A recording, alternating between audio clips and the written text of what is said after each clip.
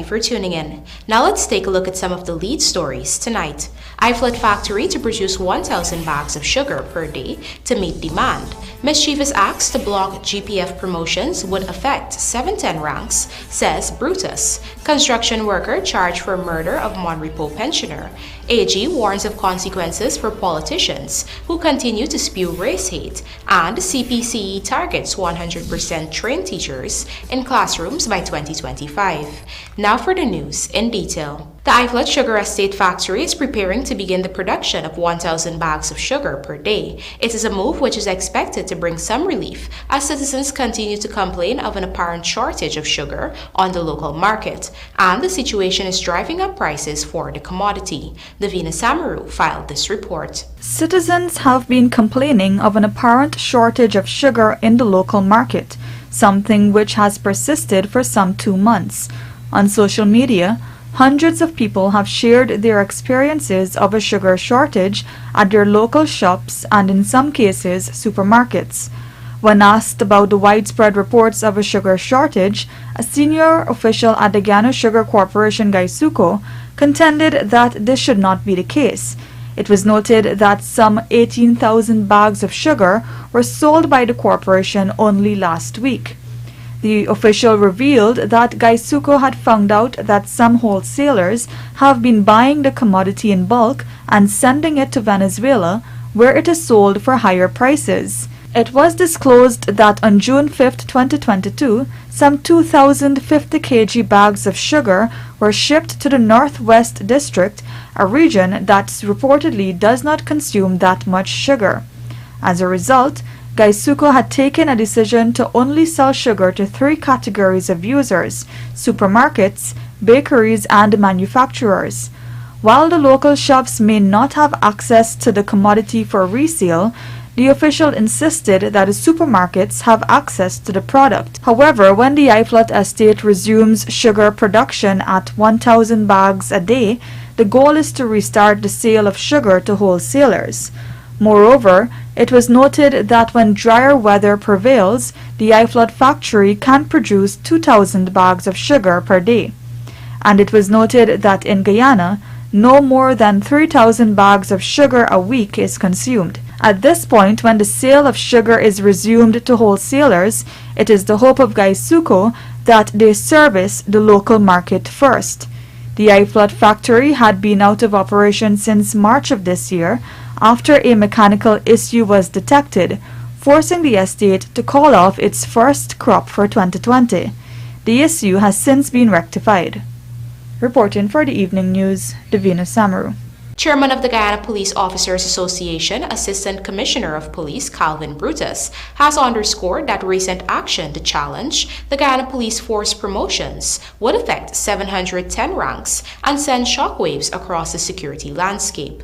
Bisham Mohammed reports. In a statement, Brutus related that there have been concerns from the newly promoted ranks regarding impending legal challenges to the promotions filed by former Police Service Commission Chairman Paul Slow. Slow has filed a challenge at the Demerara High Court to block the recently reconstituted Police Service Commission from promoting or publishing a promotions list of officers. Brutus explained that should such litigation materialize and be successful, the resultant consequence will result in the annulment of the promotions between the assistant commissioners to inspector brackets, which amount to 255 members of the Guyana Police Force. This will reverberate to the recently promoted 455 junior ranks, given that approximately half of the vacancies for sergeants to lance corporals were created in the wake of senior promotions. He added, and I quote, "Rescinding senior promotions would erase those vacancies with the unreasonable and excruciating reversals of those junior promotions. The impact of such an occurrence will inevitably shatter the morale of those affected officers, inspectors, and other ranks. Moreover, it would abruptly snatch those affected members' benefits by reducing their new payment packages and allowances." End of quote. Pointing out that while everyone is alleging injustice, Brutus asserted that in this case, these aspersions can be best described as mischievous and disingenuous against the backdrop of the comprehensive postulation of a well-balanced compendium of recommendations by Acting Police Commissioner Clifton Hicken to the current Police Service Commission. He shared, and I quote, "It is the candid view of any person or persons that undertake such an unnecessary and hazardous endeavor is certainly mischievous, void of consciousness, empathy for law enforcement officials, fellow citizens, and lack of any semblance of nationhood." End of quote. The Guyana Police Force Officers Association has pledged to promptly make an application to join any such litigation to vigorously and adequately represent the interests of all officers that were promoted on July 3, 2022. Bisham Mohammed, Evening News. Neiman Persaud, also called Boyi, the construction worker accused of stabbing and chopping to death Agnes Dillon of Monrepo, East Coast Demerara, has been slapped with a murder charge. Persaud of 2nd Street, Monrepo North, East Coast Demerara, was arraigned before Magistrate Rochelle Liverpool in that Sparrandam Magistrates Court and was not required to plead to the indictable charge, which stated that between June 29 and June 30 at Monrepo North, East Coast Demerara, he murdered 87-year-old Agnes Dillon. He has been remanded to prison until September 12. The lifeless body of Dillon was discovered in the bottom flat of the 2-story wooden building at Monrepo with several chop and stab wounds. On July 2, police, acting on information received, went to Neiman Persaud's home and arrested him. During interrogation, he confessed that he and the elderly woman had had a confrontation over monies owed to him for weeding her yard. He admitted that he stabbed and chopped the woman and said he threw the murder weapon away. We are joined once again by Davina Samaru, who this time reports that Attorney General and Legal Affairs Minister Anil Nandlal has warned politicians who continue to spew hate and racial division among citizens that charges are likely to be instituted against them. Moreover, he has called on Guyanese to reject this type of leadership and cancel the careers of those politicians. Speaking during his program Issues in the News, Attorney General Anil Nandlal revealed that investigations are ongoing locally and outside of Guyana with respect to the violence which recently erupted along the east coast of Demerara. You had persons masquerading as leaders who were actively encouraging more to take place. Those persons who are doing so in the United States of America, on social media in Guyana, and who are also present and who even after the violence continued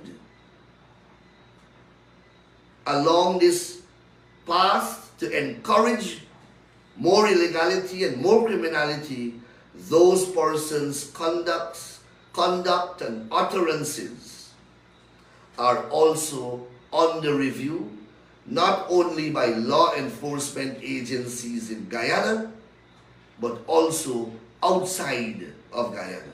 Nandlal bemoaned the reality that many politicians continue to racially incite Guyanese. I listened with absolute shock to Mr. Christopher Jones, a person whom I have some regard for, and I listened to the level of racism to which he descended on camera. And if these guys are saying these things on camera, just imagine what they are saying when the camera is off. And here this guy is telling the people in Buxton and the youths in Buxton that they can't get jobs because they are black and they are Afro-Guyanese. They can't get a loan at the bank because they are Afro-Guyanese. They can't get contracts because they are Afro-Guyanese.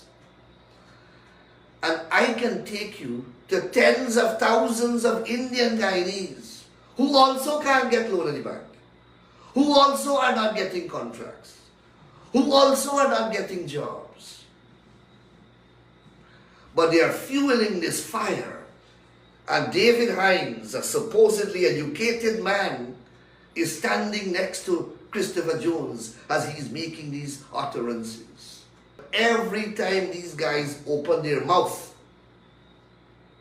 it is about division, but putting hate into young people's mind, putting anger into their minds, telling them, imagine this guy is telling them that their roads are not being fixed because they are Afro-Guyanese. When the roads are in Enterprise are worse than the roads in Buxton. The Attorney General reminded Guyanese that they wield the power to cancel the careers of politicians who continue to spew such negativity. Moreover, he warned those politicians that such utterances are considered offenses under the laws of Guyana. The law creates offenses in respect of racial hostilities in this country.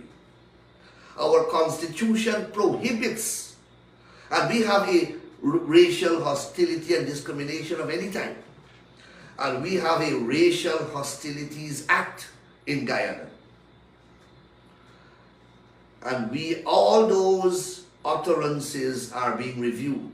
Guyanese are mature, that Guyanese are sensible, that Guyanese are now looking at issues, and they will not be herded like cattle by leaders who preach race and race baiting. That they will not fall prey to racial incitement anymore. And once Guyanese start to behave in that manner, that is the end of the career of those politicians. Because the career of those politicians are based upon the existence of a gullible, uneducated population whom they can exploit on racist and racial grounds. Coming up, CPCE targets 100% trained teachers in classrooms by 2025, and Guyana, Barbados sign agreement for increased exports. Do stay with us. More news ahead.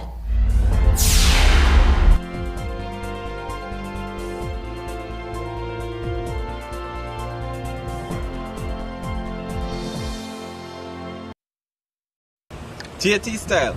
However, we have a good quality in Gucci hat and also a off-white t-shirt. No one knows about the shirt off-white, familiar with the brand because it's new on the market, but eventually we have it in Guyana right now. Let me just pause a minute and show you the back of the t-shirt. And a good quality in the t-shirt.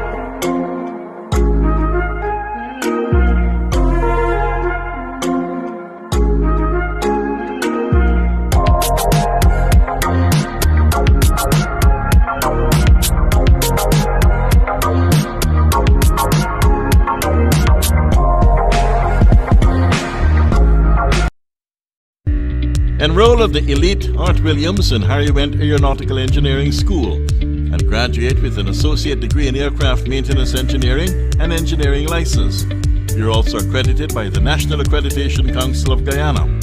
Visit our open day on July 8th, 2022 from 10 hours at the Eugene F. Correa International Airport, East Coast, Demerara.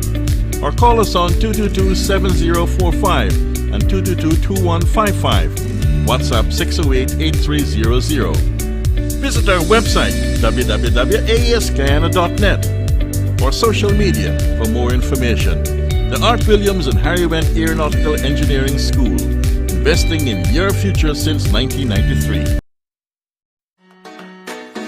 With unlimited games to choose from, you can be a winner with Superbet. Choose from our virtual sports, live betting, sports betting, live roulette, and much, much more. Place your bets at www.superbet.gy or visit any one of our agents. Terms and conditions apply. Must be 18 and over. Play responsibly. Planning a cleanup? We can help. Sevon's waste management skip bins can be provided for home renovation projects, yard cleanups, or construction sites. It's simple. Step 1, just pick up the phone and give us a call. Step 2, we deliver the skip bin size of your choice. Step 3, load the skip with all of your junk.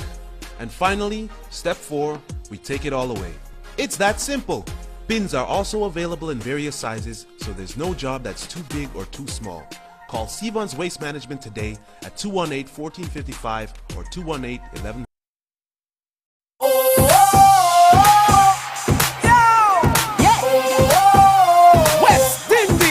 West Indies cricket action is back again. Come line, party, and cheer on the new generation West Indies team as they take on Bangladesh in 1 T20 and 3 one-day internationals between July 7th to 16th at the Guyana National Stadium. Get your tickets now from as low as $1,200 at tickets.windiestickets.com or at the stadium box office. Visit windiescricket.com for more details.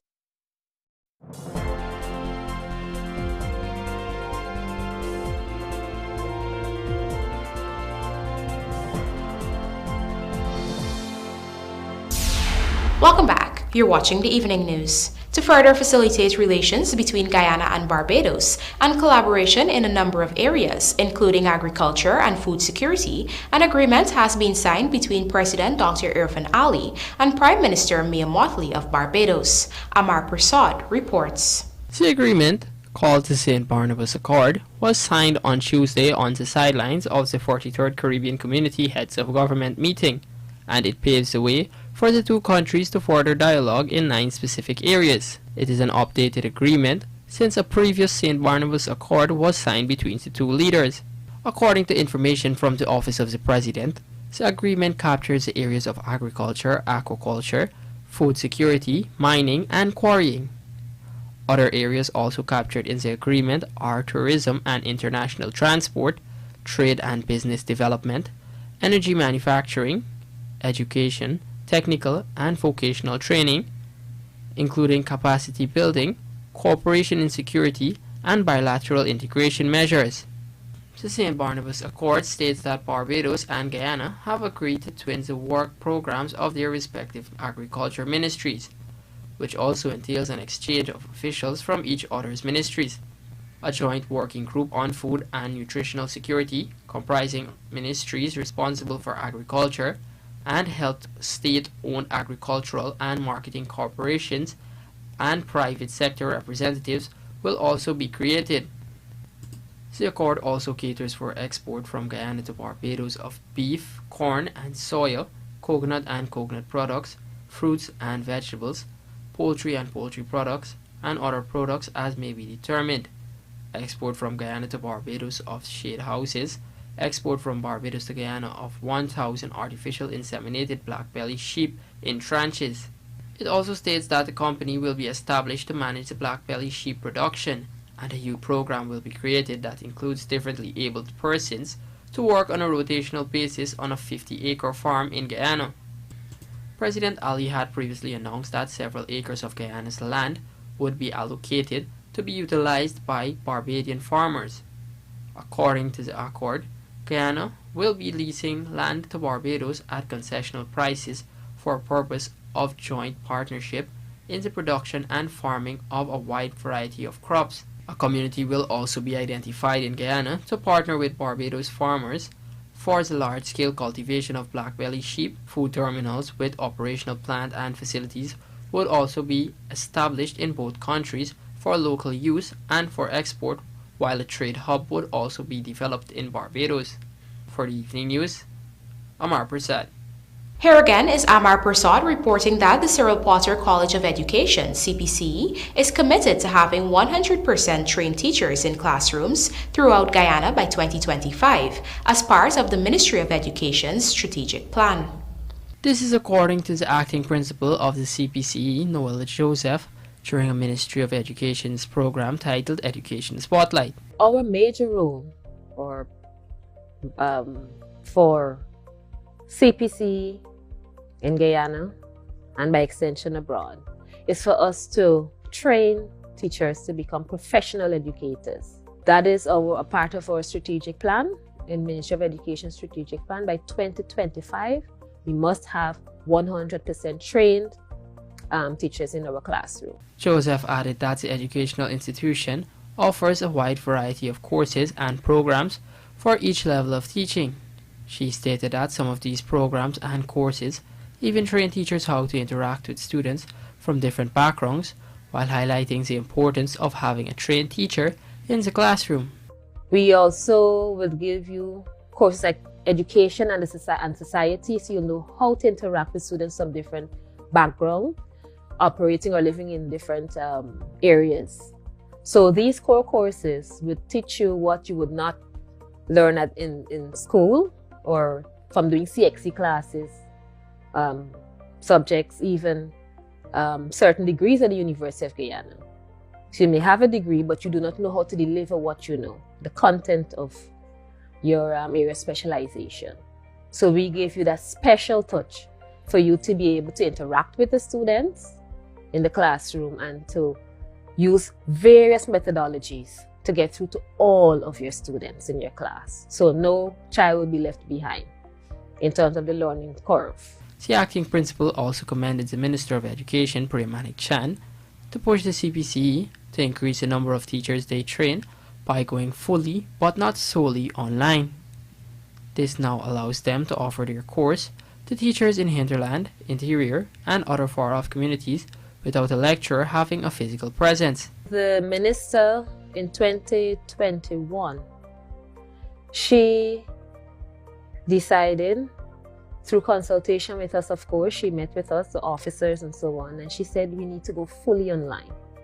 Because we had some, minor things we were doing, like one center to another, if in case we don't have another lecturer. But when she said it, it was internationally we had to implement it. And we really, really embraced that, because we are able now to reach to all of our students in all 19 centers across our country. And due to the shortage of some staff members in certain areas, we now have the ability that if we have a course being offered at Anna Regina Center, but someone in Maruka doesn't have a lecture for that particular course, because we're now fully online, but not solely online, that lecturer can accommodate a class or a course in another region. Guyana's teaching capacity received a timely boost earlier in the year when over 800 persons graduated from the Cyril Potter College of Education, marking the largest group of graduates in the institution's history. Of the 843 graduates, 198 pursued Trained Teachers Certificate program and 645 pursued the Associate Degree in the Education program. For the evening news, Amar Prasad. The introduction into the public health sector of graduates from clinical and technical programs of the Health Ministry is expected to decentralize and further enhance medical services to the population. Rubicina Ryan filed this report. The batch of healthcare workers successfully completed the clinical programs which started in 2019. These persons, who hailed from 8 administrative regions, were engaged through online and blended training solutions amid challenges due to the COVID-19 pandemic. Chief Medical Officer Dr. Narayan Singh stated that with such vast coverage, services will be decentralized to remote areas. Graduates were charged to further their studies in their respective fields and return to serve their communities. The Ministry of Health is expanding in health services in all the regions. We are decentralizing services that we can now have laboratory services in all of the regions, most of the hospitals and even some of the health centers. We have seen many pharmacy assistants go on to become pharmacists. We have seen many LLTs go on to become medical technologists, and that is a gateway. So don't stop at this level. Meanwhile, the Director General of the Health Ministry, Dr. Vishwa Mahadeo, acknowledged that with the pandemic still raging, authorities have to find a way to work within their constraints. While the ministry is providing the training that is necessary, he pointed out that there are always gaps to be filled. The numbers that we are graduating here today cannot and will not fill the gaps that are out there that need to be filled. And we have decided at the Ministry of Health, like I just told you, if you do the same thing day by day or year by year, and you can't fill the gaps that are there, then you will never fill the gaps. Because whilst you're training, whilst you're producing graduates, other people who are not training and who have gaps, they take our people. To this end, the government is also expending $1 billion this year to upgrade health facilities in order to promote a comfortable and safe environment for staffers and patients. Throughout the pandemic, the ministry has also been implementing more training to meet the needs of the sector. Rupa Sinarayan, The Evening News. As the National Grade 6 assessment ended on Thursday, the pupils had mixed reactions to the exams. Shane Marks reports. Pupils across the country on Thursday wrapped up their final 2 subjects for the National Grade 6 Assessment (NGSA). The Evening News caught up with several students who shared their thoughts on the examinations. I feel good to finally be done. I've been preparing for this moment. It feels good. It wasn't easy or hard. It was challenging. Aspiring firefighter Alier Paul of St. Gabriel's Primary School said that preparing for the exams wasn't easy, but it was all worth it in the end. It's not easy. My phone getting taken away. I cried, but in the end it's all worth it. Another student of Ramakrishna Primary, Ailey Maternial, said that she is confident about what her grades will be. I feel very confident how I write my exam. It was easy and I'm kind of nervous too. This year, more than 16,000 students across Guyana sat the NGSA on July 6 and 7. This year, the examinations were prepared similar to 2021, covering topics up to the grade 5 level based on the consolidated curriculum. I had to study every night and every morning, and I didn't get to go outside anymore. So I think I did great. Shane Marks, The Evening News. The MV Kanawan has returned to the waters and its daily Supanam-Parica scheduled route, according to the Transport and Harbors Department. The vessel began operating on Saturday last after a month of docking rehabilitation. With its return, the daily Supanam-Parica schedule remains in place, with departure time from Supanam being at 5 hours. The vessel will operate on a touch-and-go basis throughout the day, depending on the traffic and tide. The MV Kanawan will be supported by the MV Malali. This is due to the MV Sabanto proceeding to the dockyard for rehabilitation as at Tuesday last. Docking and rehabilitation will take approximately 1 month. The management of T&HD would like to thank the traveling public for their patience as the agency works to ensure all vessels on its fleet are seaworthy. And now for a look at the bridge reports. The Demerara Harbour Bridge is scheduled to be closed on Friday, July 8 at 23 hours 30 for a period of 1.5 hours. Meanwhile, the Burbage River Bridge is scheduled to be closed on Friday, July 8 at 10 hours 40 for a period of 1.5 hours. Let's now take a look at the local stock exchange market complements of GASI.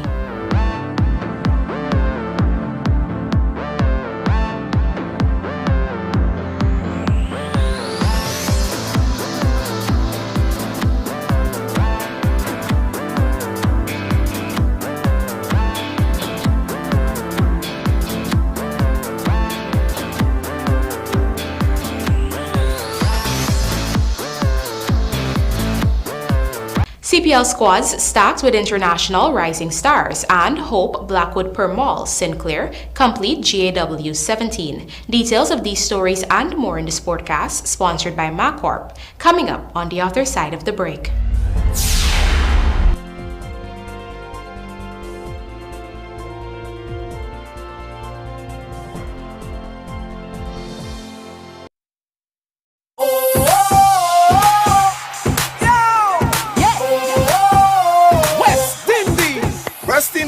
action is back again. Come line, party, and cheer on the new generation West Indies team as they take on Bangladesh in 1 T20 and 3 one-day internationals between July 7th to 16th at the Guyana National Stadium. Get your tickets now from as low as $1,200 at tickets.windiestickets.com or at the stadium box office. Visit windiescricket.com for more details.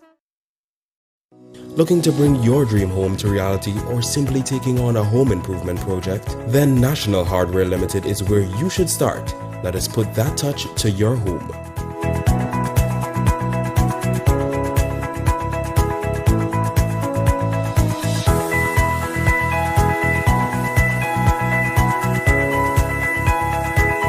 Choose from over 1,000 Berger Paint original hues for any surface.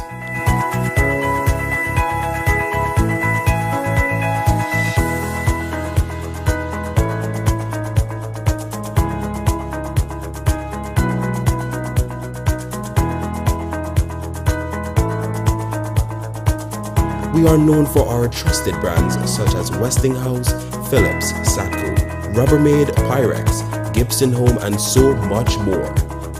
National Hardware Limited, your do-it-best store, located in downtown Georgetown and industrial site Rijnveld.